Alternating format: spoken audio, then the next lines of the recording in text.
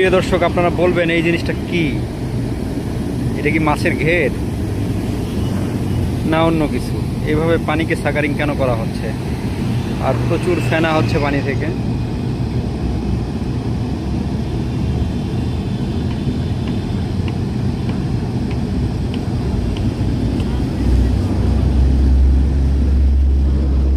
অসাধারণ।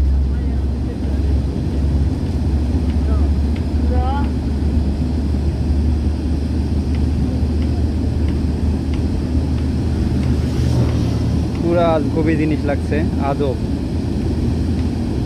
আপনারা কেউ জেনে থাকলে দয়া করে জানাবেন কি কারণে এইভাবে পানিতে মোটর বসিয়ে পানিগুলোকে সাকারিং করা হচ্ছে কেন?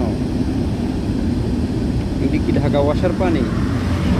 না, এখান থেকে ঢাকা ওয়াসা কেন পানি নিবে? কোন কোনো কারণ বুঝতে পারতেছি না। দর্শক, আপনারা জানলে জানাবেন, বা কেউ যদি জেনে থাকেন জানিয়ে দিবেন, কমেন্টে জানাবেন আপনাদের মতামত। এগুলি কী হতে পারে।